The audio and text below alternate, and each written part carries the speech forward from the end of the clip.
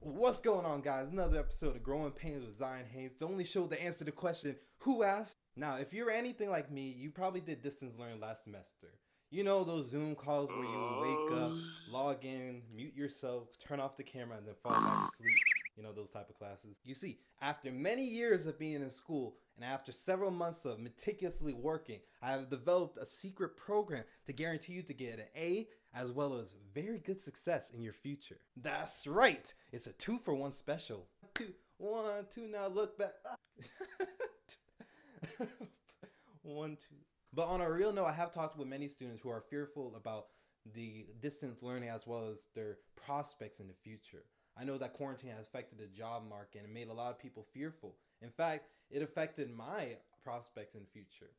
But the thing is that given these circumstances, I think the duty is on us to level up and figure out a way to enhance ourselves and improve. But anyway, that's not stalling. Let me give you what you clicked on this video for. How to get the magical A. Ooh, rasvias. See, you want to take this A and you want to really just kind of like rip, like kind of like this.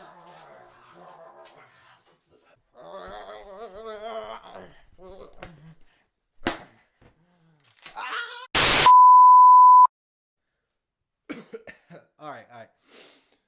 First, you might be wondering, is this man okay? Yes, I'm okay. I'm just very passionate about this. What I'm trying to get across to you is that getting good grades is not the focus. The focus should be really on developing a problem-solving process. In my nearly 4 years in college, I've seen so many students struggle and study so hard just to be disappointed with their grades and their prospects in the future. This highlights the discrepancy between what schools are designed to be and what schools have eventually become. Schools are meant to be a safe haven for students to develop their skills and improve their problem-solving abilities. However, schools have become very limited by having such stagnant gradings like A, B, C, D, E, and F. In my humble opinion, the best way to test true knowledge is to see how your process adapts to a certain problem or a certain class. And just to prove that I'm not blowing smoke, I'll give you an example from my last internship. There I was in Texas. I was with many engineers, operators, and mechanics on a $500,000 project. Everybody on that team had their own process as far as solving problems, making decisions, and driving the project forward. It was by this collective process that we have adopted as a company that we were able to drive this project to completion. What I'm trying to get across to you is that the secret to success, or even just to get an A, is to develop your own work process. For the few of you who are a little bit unsure as far as where to start, I have 5 simple steps that you can use to start your adventure or your journey. A Tribe Called Quest. Remember, this work process is supposed to be ubiquitous to any type of class, any type of problem, any type of situation, even relationships if you really wanted to. So these steps are going to seem a little bit broad, but trust me, if you apply this to a current situation that you're going through, you might find that it will yield some better results or a different perspective. Alright, so step number 1 is understanding your problem and understanding the expectation of those who have given you your problem. Very simply, you just need to understand where you're going and what exactly are you trying to deliver. It doesn't make any sense to make a delivery if you're going to the wrong location carrying the wrong cargo. Step number 2 is understand what information and resources you currently have and what do you need to acquire. Now, this is a step that a lot of students often overlook. You really need to understand who you are as a person and what opportunities are afforded to you. This would be an excellent time for you to reach out to your connections, your network, your friends, your family, anybody who might have resources or information that would be helpful to whatever problem that you're facing. This step is improved when you understand yourself more and you have a better relationship with those around you. Alright, step number 3 is to outline your problem as many tasks as possible. If you break down your problem into very small tasks, it will make your process seem very manageable. Step number 4 is just the most simplest one, just do it. Literally just do it. You need to tackle your problem. You need to not always think and do. I know that I suffer from being in my head a lot, but you need to actually just take the first step. Any little action, any little task will be a lot better than doing absolutely nothing. And again, it doesn't really matter where you start as long as you have a process and you're going and working through that process. And step number 5 is, of course, revise your process.